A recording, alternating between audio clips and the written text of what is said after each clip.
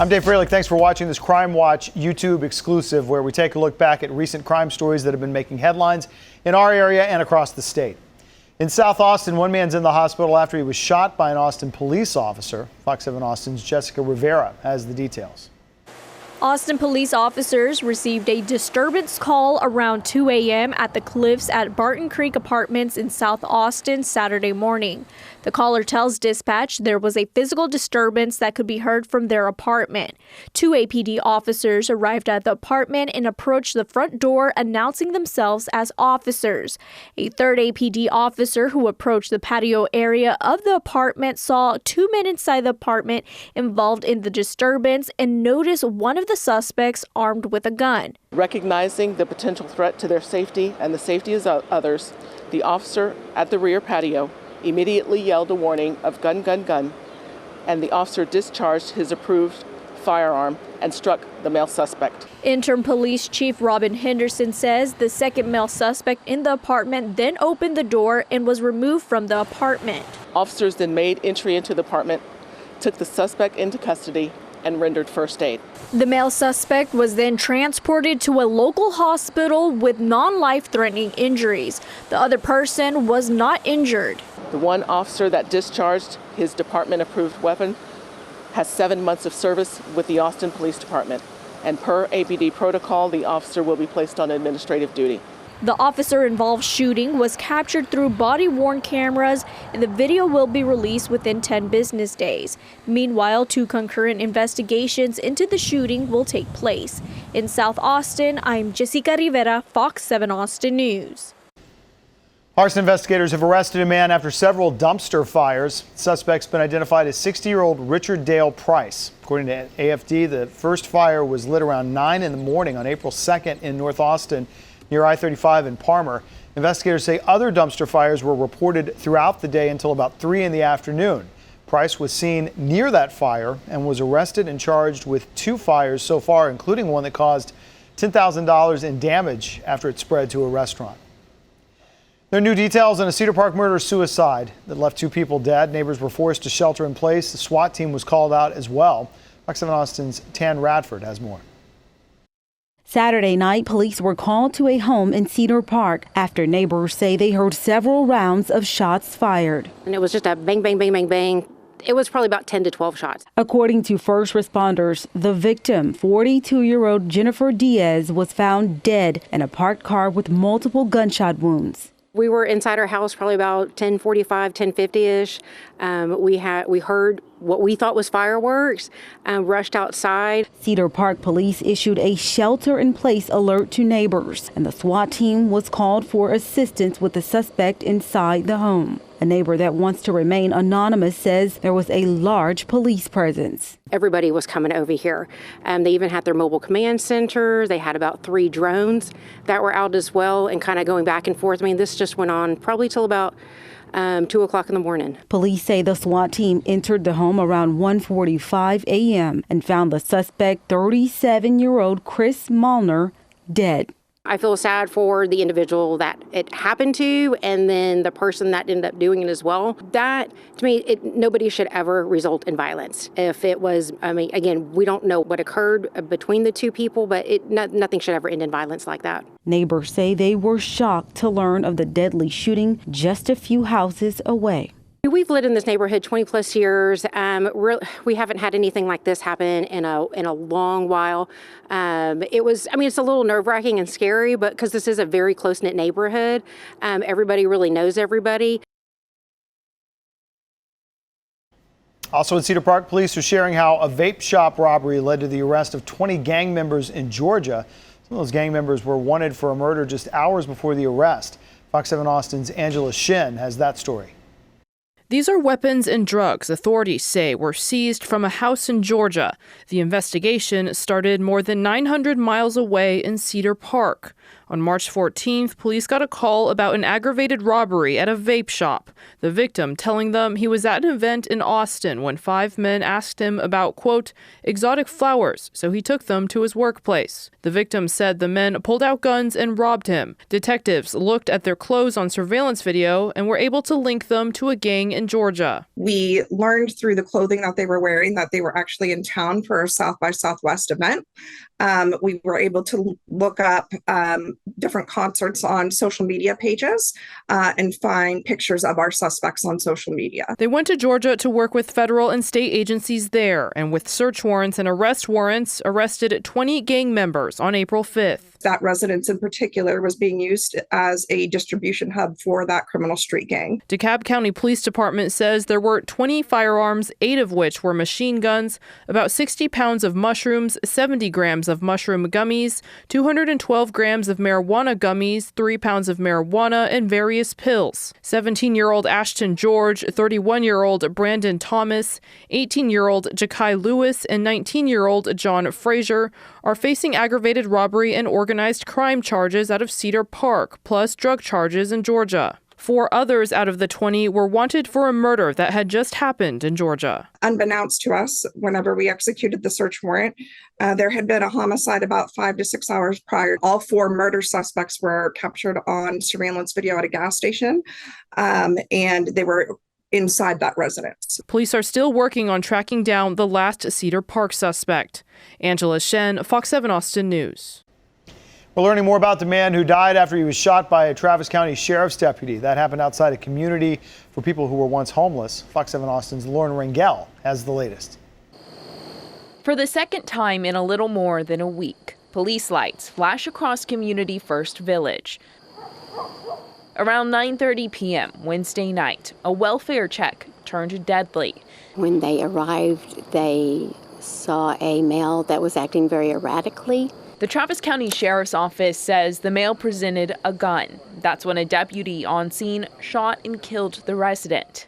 This is a really terrible tragedy that is being thoroughly investigated by both the Texas Rangers and TCSO. Again, in late March, deputies arrested a teen for shooting and killing his father at Community First Village. Our neighborhood is like every neighborhood in Austin, Texas. It has its issues. It has its conflict. It has its beauty. And we just want people to understand that within this community, there's an extraordinary amount of beauty and periodically a side salad of tension. Alan Graham is the developer of Community First. We're grieving and we're managing this the way that any family would in a time of crisis. Despite the 2 recent shootings, he says the area is still safe. I live here and wouldn't hesitate getting up at 3 o'clock in the morning and walking around. As for any new policy changes that might come from this, that's something he says they're taking day by day. But mostly, they rely on a neighborhood watch program. That's you and I. We're the ones that are responsible for that. And then we connect very deeply with our Travis County Sheriff's Office. They'll continue to rely on each other for safety and moving forward. We just believe very powerfully that a community that lives together will heal together. University of Texas police are looking for a suspect they say was involved in a robbery on campus in the early hours of April 7th. Happened outside Jester West off East 21st Street. Around 12:30, a witness said they saw a man cutting bike locks and told him to stop. That suspect refused and threatened the victims. He then made off with stolen property. Suspect's described as a dark-skinned man wearing a dark hooded sweatshirt with a ski mask and gray sweatpants. If you have any information, you're asked to please call UT Police.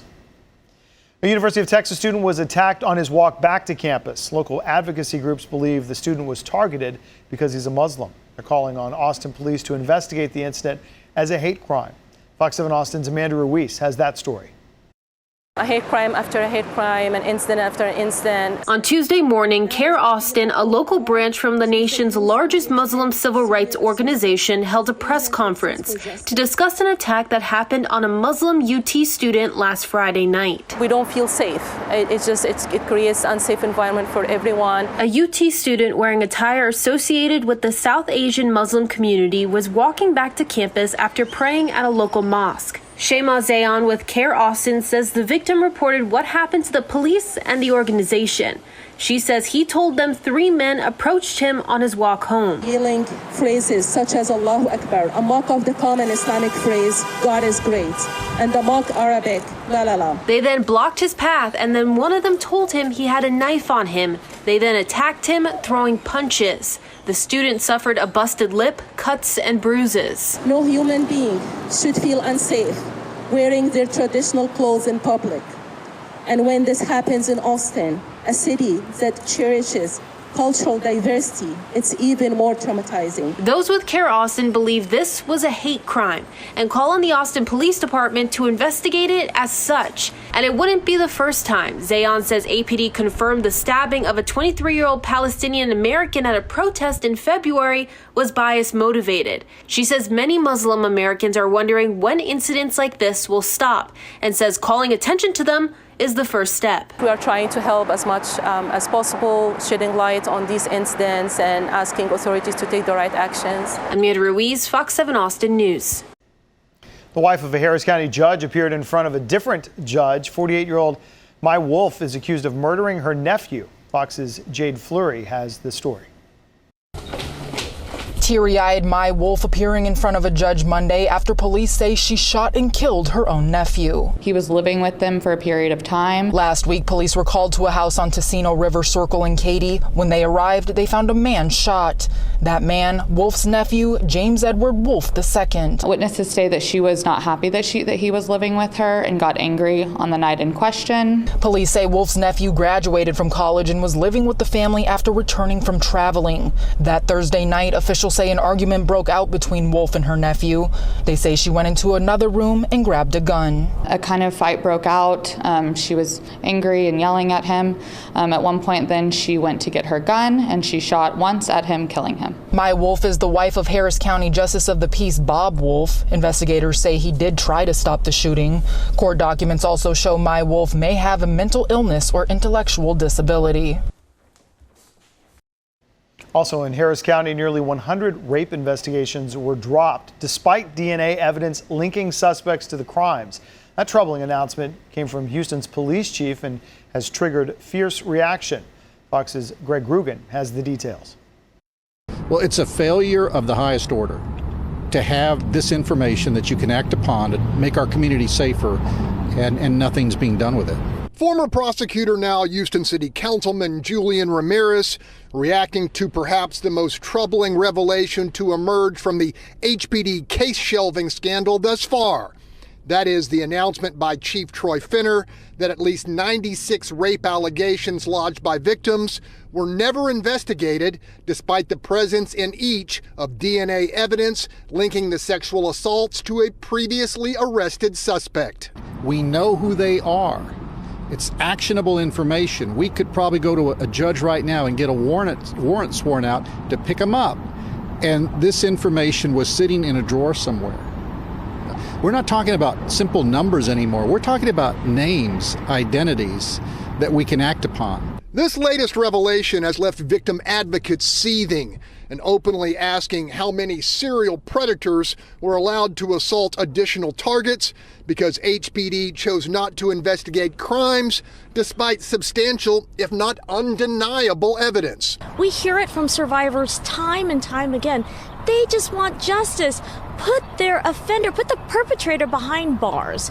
And to hear that nothing happened, that these cases went stagnant, these foolproof DNA evidence cases, nothing happened, and more victims are out there perhaps, it's unthinkable, unbelievable. When I look multiple times every day at bookings, people who are booked, and I look specifically for felonies, and for years I was always troubled and kind of perplexed. I very rarely ever saw any sexual assault cases. But I knew they were there, out there, but I'm going, you never see them booked. Now I know why, because, we really weren't looking for them. San Marcos police need your help as they try to find a bank robber. The robbery happened in late March at a bank on Wonderworld Drive near I-35. Police say the suspect is a thin white man with a tattoo on his left wrist. If you have any information, you're asked to please call San Marcos Police. An age-progressed photo has been released of a 3-year-old girl who disappeared in San Antonio in 2021, and investigators hope it will bring in some new leads. Fox 7 Austin's Angela Shin has more on this case and a look at the age progression technology.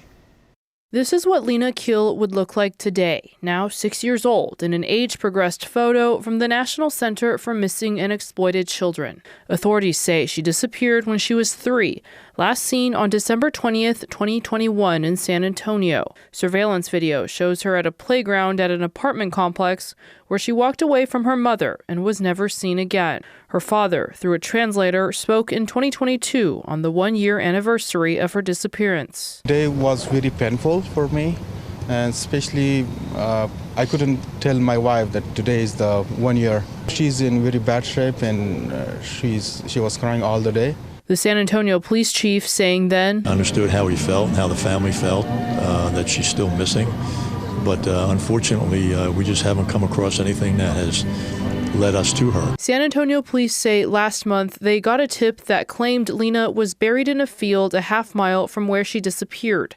After searching, police say the tip wasn't credible. The National Center for Missing and Exploited Children says their forensic imaging artists use Photoshop to create age-progressed photos. They spend maybe 6 to 8 hours with each age-progressed photo, and they get quite attached, our forensic imaging artists, to the child and to the case as they pore over and create these age-progressed photos. There are a couple different ways they do them. If we're able to collect them, we collect what are called reference photos, and those are photographs of close family members, usually parents, siblings, and they're photographs taken at the age the child would be at the time that we're age progressing the photo. Even without reference photos, they're going to look at the eyes, the ears, the nose, and features.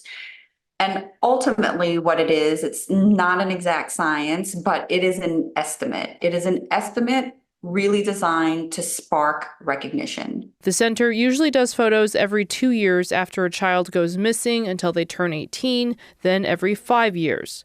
The hope is cases won't be forgotten. It's to really keep that community engagement and keep them aware that this little girl is still missing. Angela Shen, Fox 7 Austin News.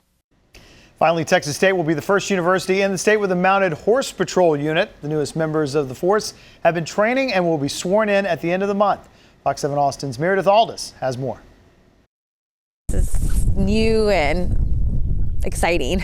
To have 2 new members on the Texas State University police force, and they just so happen to be horses.